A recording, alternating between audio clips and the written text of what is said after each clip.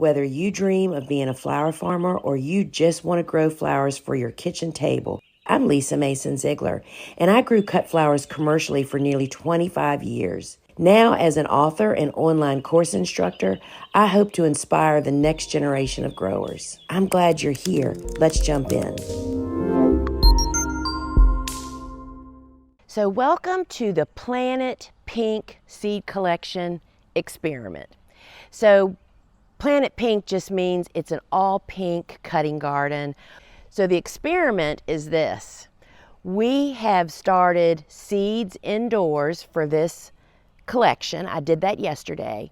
And today we are going to plant the collection again out here in the garden, direct sowing it. And we're going to plant them side by side because we're going to see, does transplants really give you a leg up? Or does direct seeding give you a leg up? How successful is it to direct seed out in the garden? The collection has this little diagram on the back, and basically it has 4 rows of plants, with basil being a little different on the front. I'm treating this little bed like this is the front. I need 4 rows. So I'm going to take my hand hoe and I'm just using the point to pull a trough. This is the end of our bed because we're going to be putting our transplants over there. And then I'm going to pull the second trough. And don't be afraid to go close to the edge because that's going to really allow those plants just to have more room, right? So we have 2 lines. And let me come around and make this side.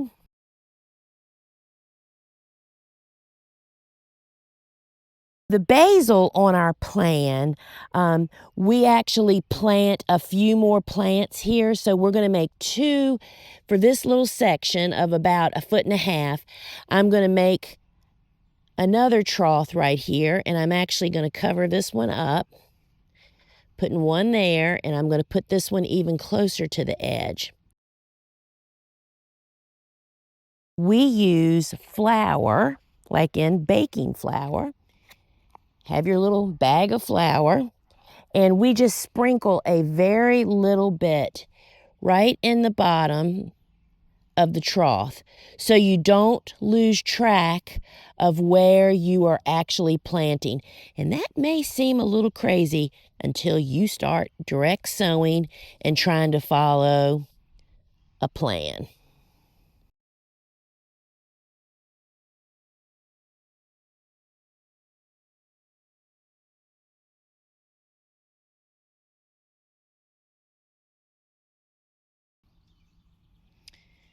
All right, so now we know where our target is, right?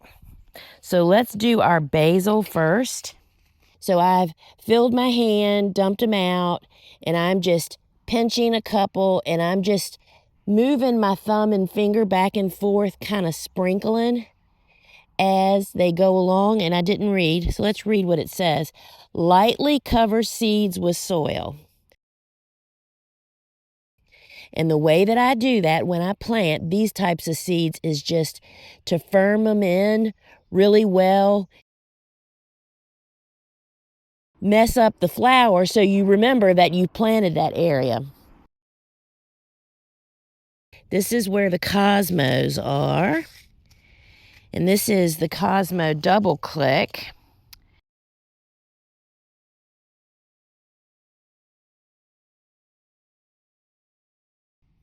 All right, so this says to cover the soil.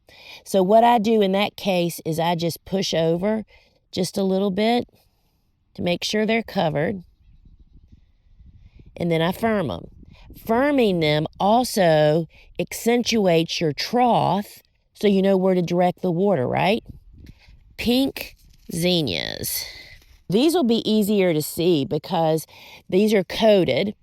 They're just coated with the clay product, and the seed company does that to make counting them in their machines easier.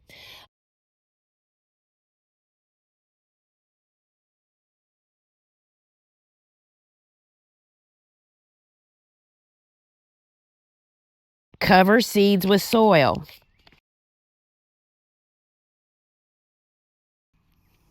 All right, so let's plant the zinnias first. Carmine.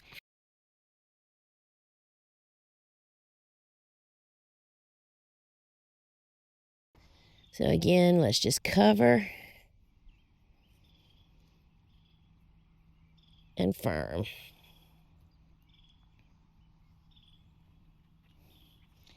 All right, the challenge, y'all. So we have Kurumi Rose, which is the cotton candy color.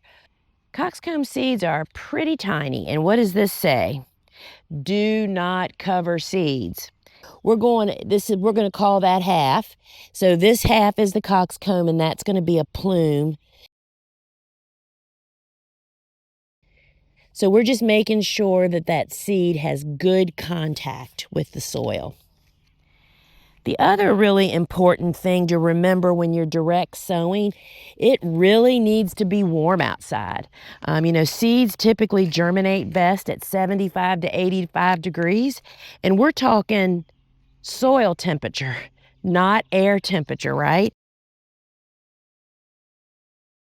Using a slow watering wand, aiming to water just in the trough is the goal here, right? Seeds need pretty much consistent moisture for that husk on the outside to actually get soft and allow the little embryo to pop through, right? So that's why most of us, me included, fail sowing seeds out in the garden. We think about watering it on the first day, then maybe on the second day, but until you see sprouts, you need to water every single day for success. I am all about seat belts and insurance policies because, when you need them, you're so glad you have them. And that's how I feel about hoops, insect netting, and weight bags. So let me show you how I am going to protect. I would do this for transplants, but we're protecting the seeds that we just sowed, right? So first I'm using some of our pre-arched wire hoops, and